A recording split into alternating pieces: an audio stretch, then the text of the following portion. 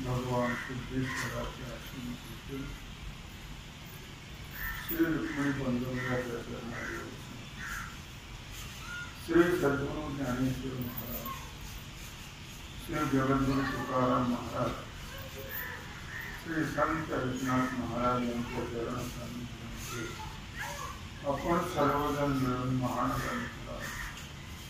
ज्ञानेश्वरीच्या 12व्या अध्यायाच्या 154 ओळीचा विचार करतो. ऐसा हा योग योग आपण व्यवहारात सुद्धा शब्द तुमची भेट झाली काय योगायोग इथं सुद्धा योगायोगच आहे. इथं कोणता योगायोग आहे? जीव परमात्मा दोन्ही जीव परमात्म्याचं ऐक्य होणं हा सुद्धा योगायोगच आहे किंवा योगच आहे. योग झाल्याशिवाय किंवा योग आल्याशिवाय आपोआप नाही होत. जीव परमात्म्याची एकता होत नाही. म्हणून या ठिकाणी म्हटले की ऐसा योग समृद्धी. ऐसा म्हणजे कालच्या ओळीप्रमाणे, कालच्या विषयाप्रमाणे ऐक्य, ऐक्याचं ऐश्वर्य, भेदाचं दारिद्र्य आणि अभेदाचं ऐश्वर्य अशा प्रकारे सर्व जीव हे दारिद्र्यात आहे. जोपर्यंत स्वस्वरूपाची, परमात्मा स्वरूपाची, ब्रह्मस्वरूपाची, आत्मस्वरूपाची एकार्थ शब्द भेद होत नाही, ज्ञान होत नाही, तोपर्यंत सर्व जीव दरिद्री आहे. आणि स्वस्वरूपाची भेट झाली की मग ते ऐश्वर्य संपन्न होत. पण ज्याच्याशी भेट व्हायची आहे तो ऐश्वर्य संपन्न आहे. ऐका यशस्वी अवतारी ज्ञान वैराग्य ऐश्वर्य हे साही गुणवर्ग म्हणून भगवंताच्या ठिकाणी ऐश्वर्य ज्या अर्थी ऐश्वर्य शब्द वापरला त्या अर्थी सगुण परमात्मा घ्यावा. सगुण निर्गुण सगुण निर्गुण नाही भेद रे. सगुण निर्गुणामध्ये भेद नाही आहे. विरघळलेलं तूप काय, थिजलेलं तूप काय, त्यात किती फरक आहे? फरकच नाही. त्याप्रमाणे ऐक्याचं ऐश्वर्य, ऐक्य झालं की ऐश्वर्य प्राप्त होत, सुख समृद्धी प्राप्त होत. दरिद्री का असणार पण नवरा बायकोचं ऐक्य असलं की ते श्रीमंत आहे. आणि किती श्रीमंती असली आणि दोघांचं जर ऐक्य एक विचार नसेल तर त्यांच्यासारखे दरिद्र तेच किंवा दरिद्री तेच. किती कोट्याधीश असू द्या, पण दोघांचं जर पटत नसेल तर गळींदर नाही. आणि रोज मजुरी करून खाताय, पण खूप एक विचाराने राहतात, त्याला ऐश्वर्य. ऐक्यामध्ये ऐश्वर्य आहे आणि भेदामध्ये दारिद्र्य आहे. म्हणून या ठिकाणी शब्द वापर ऐसा योग समृद्धी. असा हा योग. कोणता योग? ऐक्याचा. ऐक्याचा योग. ऐक्य होणं फार अवघड आहे आणि ते पुन्हा इथंच होतं. आणि काही ज्ञान नाही कोठे. इतर देहामध्ये हे ज्ञान नाही. फक्त मनुष्य देहामध्ये हे ज्ञान आहे. म्हणून हे जे ऐश्वर्य आहे ऐक्याचं, ते ऐश्वर्य याच देहामध्ये भोगायचे. इतर ठिकाणी नाही मिळत. इतर ठिकाणी जीवदशा जाण्याची बुद्धी किंवा ते ज्ञान नाहीये. इतर योनीमध्ये. म्हणून महाराजांनी म्हटलं याच देही घडे देवाचे. का कोणी करत गाढवाच्या पिंड्या जातात ते नाही. फक्त मनुष्य देहातच भजन करतात ती माणसं आणि करत नाही ती गाढव. मी म्हणत नाही तरी काय थोडी श्वान सुकरे वाकुरी. जे भजनच करत नाही देवाचं, नुसतं जन्माला आले माणसासारखे दिसतात होत, ते पशुच आहे. पूंछ नाही पाये प्यारी मनुष्य परी. काय म्हणलं? मनुष्य परी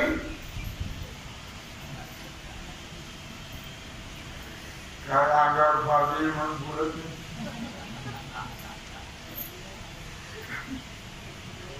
हो, म्हणून म्हटलं लक्षात. असे काय शब्द वापरले सांगताना? त्याचं कारण आहे ना, ज्याच्या करता या देहाची योजना आहे ते जर केलं नाही तर काय माय गेली होते भूतापाशी. काय माय गेली होते भूतापाशी. हरी नाही मुखाशी हरे मुरा. हरी मुखी गाता क्या नाही मागुता जन्म घेणे. हरिमुखी गाता हरपती चिंता. काय सांगितलं? अरे तुझ्या भूताची अवलाद आहे का काय? तुझ्या तोंडाला देवाचं नाव येत नाही? मी म्हणते नाचराय म्हणतात. हो तुकोबर आहे नाचराय हे शब्द वापरतात लक्षात. काय करणार हो? अरे ज्या परमात्म्याने भजना करता या देहाची योजना केली आणि तुम्ही जर भजन करतच नसाल तर मग तुम्ही माणसात जमा आहेत का? तुम्ही माणसात जमा. पावून या मनुष्यपणा माऊली वर्णन. जेवण साधीच ब्रह्मज्ञान तो लांडा गर्द हदान पुच्छे विन दो पाई. मौली म्हणतो पाहून या मनुष्यपण. आमोन देह मिळाला मूर्खा आणि आला तसा घालवला. आला तसा घालवला. तुम्हाला गोष्ट माहिती नाही सांगत असते.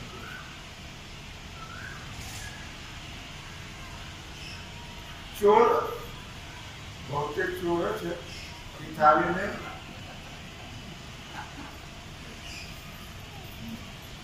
चोर कशाचा ना कशाचा चोर करत राहा. एक चोर होता. त्याला असं वाटलं या छोटे मोठे चोऱ्या करण्यापेक्षा मोठी चोरी करायची, आयुष्यभर पुन्हा करण्याची पाळी येऊ नये.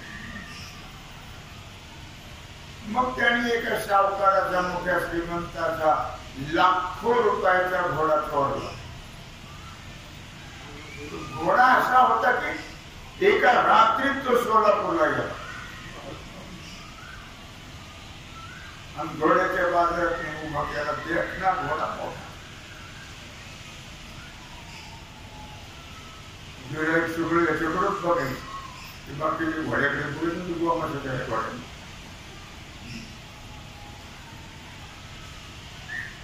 गिरायचं आलं. पहिलं राम राम म्हणजे राम राम.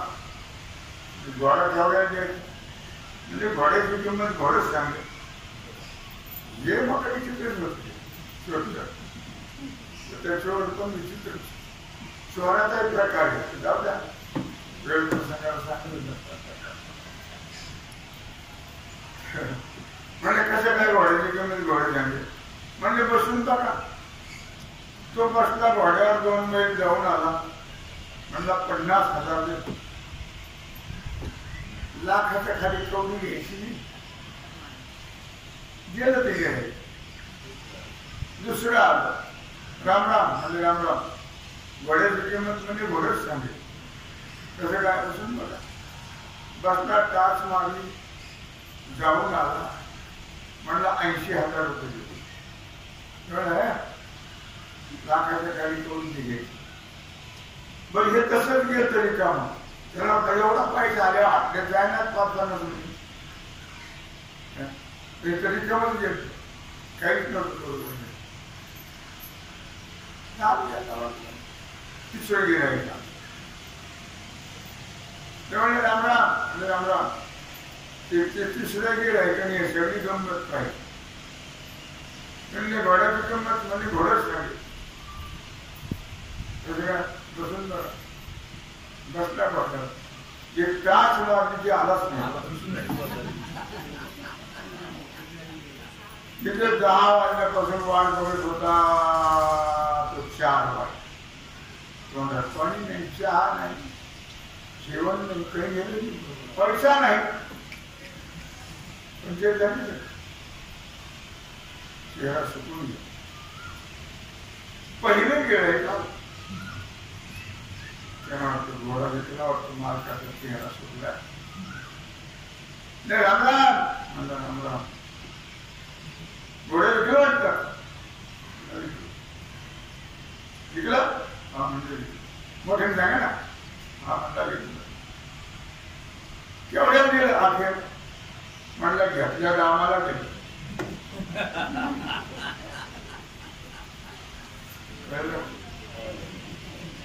तसा अमोल मनुष्य देहा मिळाला. कहत कबीरा सुनो भाई साधू आया वैसा गया. जसा आला तसाच गेला. मला मुद्दा काय सांगायचा. ऐसा योग समृद्धी कोणी जो निरवधी. हा योग आहे फार मोठा. आपण माणसाच्या देहाला आलो. पुष्कळ लोकांना कोणी असं म्हटलं ना, हे आता माणसाला बोलला मग त्याला वाटतं माणूस आहे. मला वाटलं आता तुझं गाड हवं. कोणी म्हटलं तर वाटतं हे माणसासारखं चालत जा. मग त्याला वाटतं म्हणजे आपण आतापर्यंत माणसासारखे चालत नव्हतं, गाढवासारखे चालत. पुष्कळ लोकांना आपण माणूस आहोत हे माहित नाही. दुर्दैव आहे. आपण कुठून आलो हे माहित नाही, कुठे आलो हे माहित नाही, काय करायचं हे माहित नाही, कुठे जायचं हे माहित नाही. लक्षामध्ये कुठे जायचं हेही माहिती नाही. लक्षात जसं ती एक माणूस होता. काम आहे का मला कुठं आज बस सांगा काम. तसं ओरडत फिरत होत. मला काही काम द्यावं असलं तर, मला काही काम असलं द्यावं. एक माणूस झालो, म्हणजे तुला काम पाहिजे का? म्हणजे हो. म्हणजे याला सांभाळ, त्याला सांगायचं नाव का, त्याला कोणाला असेल माहिती आहे. म्हणजे याला सांभाळायची. म्हणजे बरं, त्याला रोज नदीवर पाणी न्यायचे. पण ते तोंडातलं काढून पाणी पाजायचं बरं का. म्हणलं बरं, माता यांनी त्यांचं नाव विचारावं, त्याचं काय नाव आहे ते विचारावं, तोंडात काय त्याचं नाव विचारावं. त्याने काही विचारलं नाही. ठरल्याप्रमाणे टायमाला ते बसलं, त्या घोड्यावरती गेलं त्या नदीवर. आणि पाणी कुठे पिटी घोड, मग ते लगाम काढला. लगाम काढला, पाणी पिलं पिलं पिलं की फळ गेलं. ज्याच्या हातात फक्त लगामच आहे. आता ज्याला लगाम म्हणतात हेही त्याला माहित नाही, त्याला घोडं म्हणतात तेही माहित नाही, आणि हे कोणाचंही तेही माहित नाही. परिस्थिती कशी माणसाची ते सांगितलं. तिकडून एक माणूस आला, आवा त्याला माहिती कोण आहो तुम्ही, आहो तुम्ही काय म्हणतो आम्ही, जिथं होतो आम्ही, जाऊन सांगा तुम्ही. यातलं गेलं कळलं. तशी आपली परिस्थिती दुर्दैव आहे. कुठून आलो हे माहित नाही, कुठे आलो हे माहित नाही, काय करायचं हे माहित नाही, कुठे जायचं हे माहिती. ही आहे मानवाची परिस्थिती. दुर्दैवाची दळी करतात मनुष्य जन्म करतात. म्हणून ऐसा योग समृद्धी कोणी जो निरवधी. अशा प्रकारे याप्रमाणे आपण जो कालचा भाग वर्णन केला, जीव परमात्म्याच्या ऐक्याचा, तो ऐक्य जे आहे हे जीव परमात्म्याचं ऐक्य ऐश्वर्य संपन्न करणार. दरिद्री राहू देत नाही, पुन्हा जन्म मरण राहू देत नाही, दुःख राहू देत नाही, पुन्हा दुःख जन्मच नाही तर मरण कसं. उपजेते नाशिक, जन्माला आला तर मरेल, मेला तर जन्माला येईल. त्याला प्रजा येते म्रियते वाटला नायम भूत्वा भविता वानभूत अजो नित्य शाश्वतो यम पुराण न हन्यते हन्यमाने शरीर. लक्षात ठेवा, ही स्थिती प्राप्त होणं, ऐक्य प्राप्त होणं, जीवपणा जाणं आणि परमात्मा स्वरूपता प्राप्त होणं हेच ऐक्य. ते आहे ऐश्वर्य. त्या ऐश्वर्याची बरोबरी जगामध्ये केवढाही श्रीमंत असला, रावणासारखा नाही तेवढे श्रीमंत, रावणासारखे श्रीमंत. पुष्कळ लोक सांगतात श्रीमंतीचे वर्णन करतात, पण कोटी घरे येते काश्या आणि तांब्याची. बंगले दरवाजे नाही, कोटी घरे येते काश्या आणि तांब्याची, शुद्ध कांचनाची सप्तकोटी. काश्याचे तांब्याचे बंगले होते, 3-3 रूमचे नाही, 1 रूमचे. असे मोठमोठे बंगले काश्याचे तांब्याचे किती होते? 1 कोटी. 7 कोटी बंगले होते शुद्ध सोने, विटेबंदी वेगळे. केवढं ऐश्वर्य. ते काय गंदी मेंबर होते काय? गंदी मेंबर. त्रैलोक्याचा अधिपती होता, मालक त्रैलोक्याचा. 33 कोटी देव बंधनात टाकले होते. नवग्रहाच्या पायऱ्या केल्या होत्या, सगळे कामाला जुंपले होते, ब्रह्मदेवा सुद्धा. 80,000 बायका होत्या, 80,000. 1,00,000 पोरं होती, 1,25,00,000 नातू.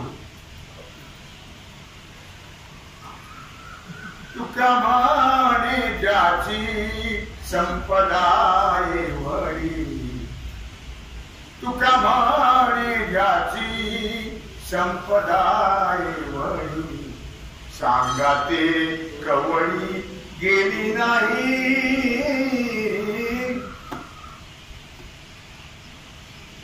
हे आपल्या लक्षात राहावं, म्हणजे आपल्या दीड दमडीचा अभिमान आपल्याला व्हायचा नाही. आपली दीड दमडी रावण्याच्या मानाने आपलं काहीच नाही ना, काहीच नाही. एवढा रावण, त्याच्या बरोबरही कोणी गेलं नाही, आणि बरोबर काही नेलंही. आपण काय नेणार आहोत, आणि बरोबर कोण येणार? बायको, नवरा, पोरं, जावई, त्या पोरी, घरगोर, त्या सोयरेदारी, कोण येणार? येते खायला.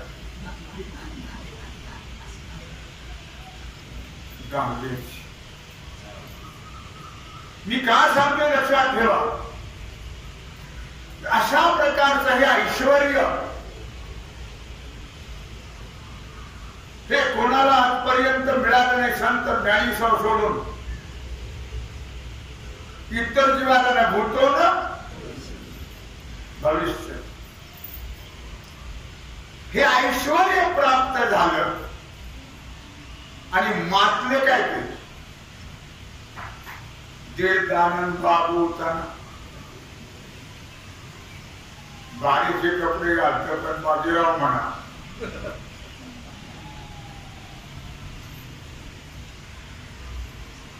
ऊपर शर्वाणी, अंदर परेशान. काय उपयोग आहे? पण फाट काय लक्षात, बोलणं काय निळ खोल्याच.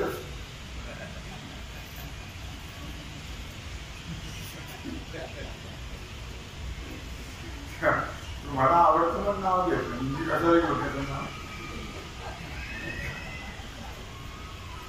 तेव्हा एवढं ऐश्वर्य मिळाल्यानंतर, एवढे संपन्न झाल्यानंतर ते उन्मत्त झाले का? ते मला विसरले का? गोवोनिया निरवधी अर्पी मनोबुद्धी माझ्या ठाई. ऐक्य झालं, ऐक्याचं ऐश्वर्य प्राप्त झालं, ऐश्वर्याने संपन्न झाले. आणि कसेही वागू लागले नाही. आपली मनबुद्धी माझ्या सगुण स्वरूपाच्या ठिकाणी अर्पण केली. सगुण स्वरूपाच्या ठिकाणी बघा साहेब, दोन्ही एकच आहे. तुझं सगुण म्हणू की निरगुण रे, तुझं सगुण म्हणू की निरगुण रे.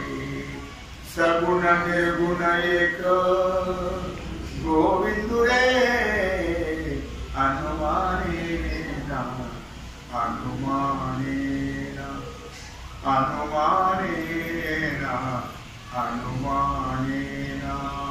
श्रुती नेती नेती म्हणती एक गोविंदू रे, अनुमानेना अनुमानेना. अखंड चित्तवृत्ती माझ्या सगुण स्वरूपाच्या ठिकाणी अर्पण केली. माझ्याशिवाय त्यांची वृत्ती, त्यांचं मन, त्यांचं चित्त दुसरीकडे जात नाही. माझ्या एक धरिला चित्ती, एक धरिला चित्ती, आम्ही रखुमाईच्या पती. एक गाऊ आम्ही आणि कापे काम नाही आता. एक तत्व नाम दृढ धरी. तर अशा प्रकारे ज्याने आपली चित्तवृत्ती पुन्हा कुणीकडे जाणारच नाही, माझ्या सगुण स्वरूपाच्या ठिकाणी अर्पण केलेली आहे. तर याच्यावर थोडी शंका निर्माण होते. का म्हटले? वरच्या ओळीत सांगितलेली स्थिती प्राप्त झाली म्हणजे ऐक्य झालं. मग आता ऐक्य झालं, मन बुद्धी राहिली का? ऐक्य झाल्यानंतर मन बुद्धी राहत नाही. तुम्ही ते सांगता अर्पण केली माझ्या ठिकाणी. ऐक्य झाल्यावर मन बुद्धी कुठं राहील? शंका. त्याचं उत्तर असं आहे की भक्ती प्रेमा करता संत आणि भक्तांनी काल्पनिक भेद मांडलेला. मी भक्त तो देव ऐसे करे, हा काल्पनिक भेद आहे. काल्पनिक भेद मांडल्याशिवाय भक्ती सुखाचा आनंद लुटता येत नाही. दोन्ही एकच आहे. देवते संत निमित्त त्या प्रतिमा. देव आणि भक्त तुझा नाही विचार, दोन्ही एकच आहे. पण काल्पनिक भेद मांडला. काल्पनिक भेद मांडल्याशिवाय भक्ती होत नाही.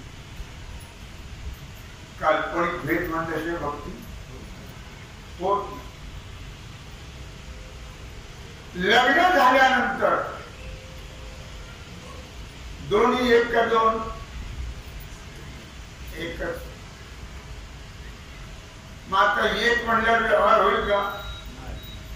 मग काल्पनिक भेद मांडावा तर व्यवहार होत नाही. होणार तसं भक्ती सुखाचा आनंद लुटण्याकरता काल्पनिक भेद मांडलाय भक्त आणि संत. जरी ज्ञानेश्वर महाराज हे वेगळे होते. महाविष्णूचा अवतार, महाविष्णूचा अवतार सखा माझा ज्ञानेश्वर, ब्रह्मसोपान तो झाला, भक्तानंद वर्तला, आदिशक्ती मुक्ताबाई दासी जनी लागे पायी. भगवान सदाशिवाचा अवतार स्वामी निवृत्तीला. भगवान विष्णूचा अवतार जरी ज्ञानेश्वर महाराज होते तरी मग आता भक्तीच राहिली नाही ना. जर परमात्माच आहे मग काल्पनिक भेद मांडला. माझे मनीची आवडी माझी. लक्षात ठेवा, आपणच देव आणि आपणच भक्त झाला आणि मार्गदर्शन करण्याकरता माझे मनीची आवडी पंढरपुरा नेन गुरी. आता तो नाही बघा, पंढरपूरचा ज्ञानोबा वेगळे, पण पंढरपुरा नेन गुरी पांडुरंगी मन रंगले, पांडुरंगी मन रंगले.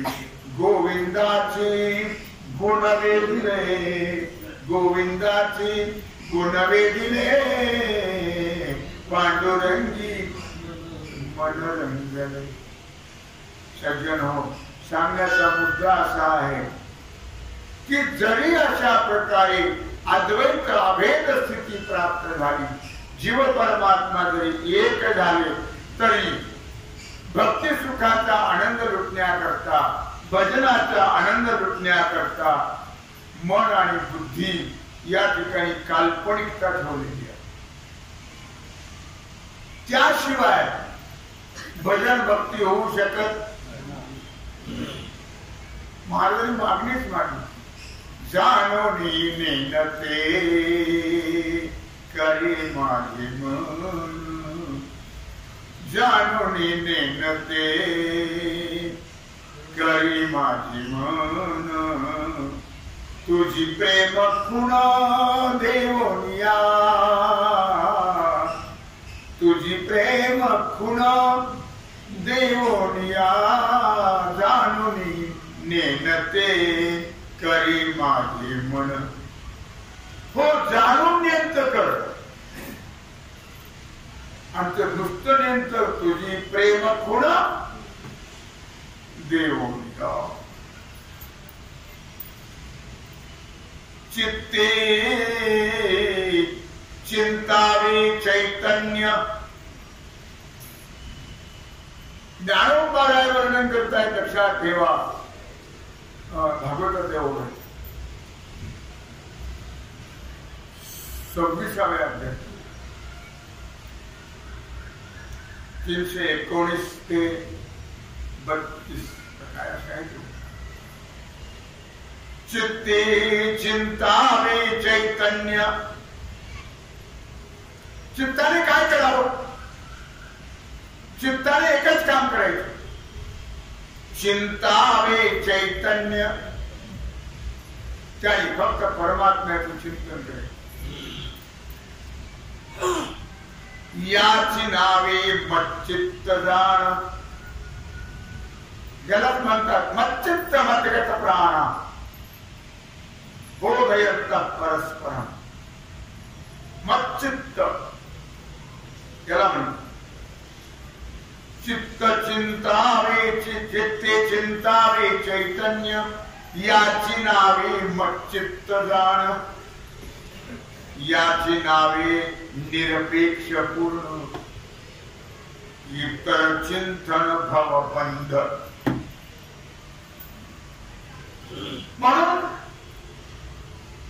या चित्ताने भगवंताचं चिंतन करत राहा. याला मच्चित्त म्हणतात. याची नावे निरपेक्ष पूर्ण. कुठल्याही प्रकारची अपेक्षा करू नये परमात्म्याकडे. निरपेक्ष वृत्तीनं भजन करा. याची नावे निरपेक्ष पूर्ण. मग बाकीचं चिंतन केलं तर काय होतं? इतर चिंतने भवबंध. इतर चिंतनाने भवनाम संसार, या संसाराचा बंध निर्माण. बंध निर्माण.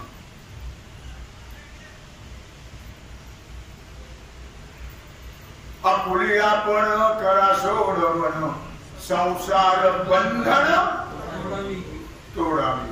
हा बंध आहे फार मोठा संसार. जर दुसरं चिंतन केलं परमात्मा सोडून तर त्यामुळे संसाराचा बंध निर्माण. म्हणून परमात्म्याचं चिंतन केलं तर भवबंध नसतो. निरपेक्ष भावया येत. पण आता निरपेक्ष व्हावं लागतं संसाराचं चिंतन न करायचं. जो निरपेक्ष आहे तो संसाराचं चिंतन करत नाही. अपेक्षा ठेवायचीच नाही कशाची, कशाचीच नाही. निरपेक्ष भावया हेत. मात्र ती निरपेक्षता प्राप्त होण्याकरता काय करायला पाहिजे? काय करायचं? जागृती स्वप्न सुषुप्ती यात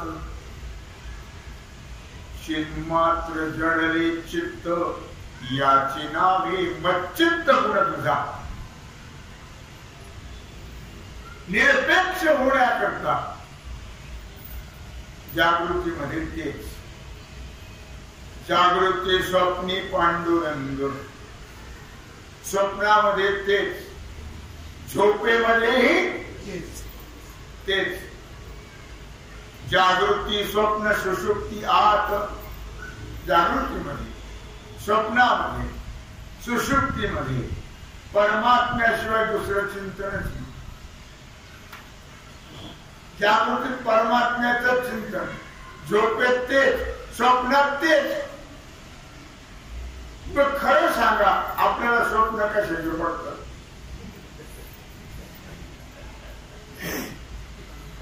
चिंतनावर अवलंबून आहे ना.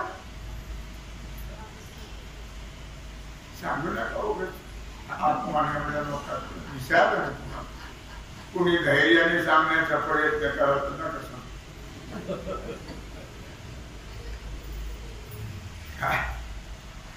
हो, स्वप्नात जागृती संसार, जागृतीत संसार, झोपेत संसार, स्वप्न पडतात ते का पंढरीच्या वारीचे पडतात. जागृती स्वप्न सुषुप्ती आत इतका छंद पाहिजे की जागृती स्वप्न सुषुप्तीमध्ये परमात्म्या व्यतिरिक्त दुसरा छंदच नाही. परमात्म्याशिवाय दुसरं काही दिसतच नाही. परमात्म्याशिवाय दुसरं काही मुखात येतच नाही. परमात्म्याशिवाय दुसरं काही ऐकायचं नाही. लक्षात आलं?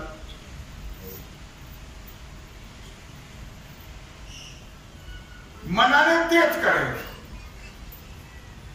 तुम्ही ऐका रे कान माझ्या विठोबाचे, डोळे तुम्ही घ्या रे पहा देवीचे मुख.